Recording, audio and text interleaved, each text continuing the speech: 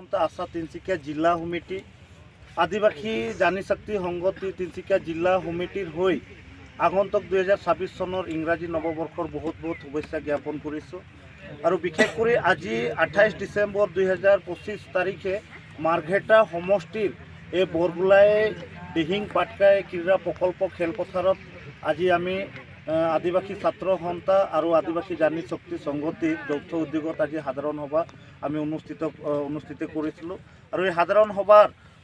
মুখ্য আৰু প্ৰধান উদ্দেশ্য হ'ল যে আমি সকলোৱে জ্ঞাত আগন্তুক 2026 চনত 29, 30, 31 জানুৱাৰী আৰু 1 ফেব্ৰুৱাৰী 2026 চাৰিদিনীয়া বৰ্ণাঢ্য কাৰ্যসূচীৰে আমাৰ 21তম আদিবাসী মহাসভা অনুষ্ঠিত হ'বলগীয়া গৈ আছে আৰু উক্ত মহাসভাৰ কাৰণে আমাৰ তুংগত প্ৰস্তুতিও চলি আছে আৰু বিশেষকৈ উক্ত মহাসভাৰ কাৰণে উক্ত মহাসভা সফল ৰূপায়ণৰ নাথে আমাৰ উদযাপন সমিতিও গঠন কৰা হৈছে যেহেতু আজি উদযাপন সমিতিৰ সন্মানীয় সভাপতি আজি কিছু কাৰণবশতঃ উপস্থিত হোৱা নাই আমাৰ ৰাণাজ্যোতি নিয়োগ ডাঙৰীয়া আৰু আমাৰ কাৰ্যকৰী সভাপতি মই শ্ৰী এলবাৰ্টৰে আৰু আমাৰ সাধাৰণ সম্পাদক জাৰ্নেল মিছ ডাঙৰীয়া আৰু আমাৰ যুটীয়া সম্পাদক কল্যাণ চিটিয়াকে ধৰি আমাৰ জুস্পিনা তিৰ্কি আৰু এই উদযাপন সমিতিৰ দ্বাৰাই আমাৰ সম্পূৰ্ণ কাম কাজবিলাক আমি কৰি আছোঁ আৰু বিশেষকৈ আজিৰ সভাত আমি সিদ্ধান্ত গ্ৰহণ কৰিছোঁ আগন্তুক যিখন আমাৰ মহাসভা অনুষ্ঠিত হ'ব এই মহাসভাৰ কাম কাজবিলাক আমি আঞ্চলিক বেচিকত বা আমাৰ প্ৰাইমেৰী বা প্ৰাথমিক পৰ্যায়লৈকে আমি ভাগ কৰা হৈছে আৰু বিশেষকৈ এই 21তম আদিবাসী মহাসভাত আমাৰ অসমৰ প্ৰতিনিধি অহাৰ বাহিৰেও আমাৰ আউট অফ ষ্টেট আমাৰ অসমৰ বাহিৰৰ যিবিলাক আমাৰ আদিবাসী অধ্যুষিত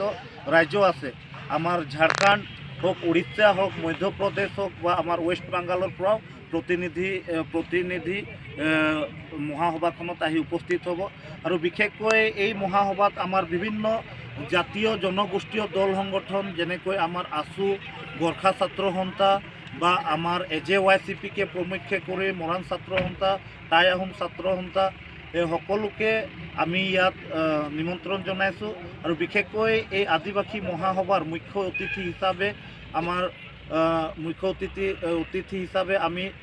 নিমন্ত্ৰণ জনাইছোঁ আমাৰ মাননীয় অসমৰ মুখ্যমন্ত্ৰী ডক্টৰ হিমন্ত বিশ্ব শৰ্মা আৰু আমাৰ সন্মানীয় অতিথি বা আমাৰ বিশেষ অতিথি হিচাপে আমাৰ উপস্থিত থাকিব ভাৰত চৰকাৰৰ আমাৰ জনজাতীয় পৰিক্ৰমা মন্ত্ৰী আমাৰ জুৱেল ওৰাম আমাৰ ভাৰত চৰকাৰৰ আমাৰ ৰাজ্যিক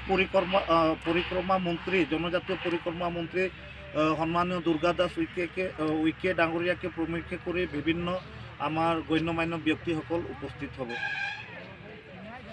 ঠিক আছে, ইমানে কৈ দিছোঁ।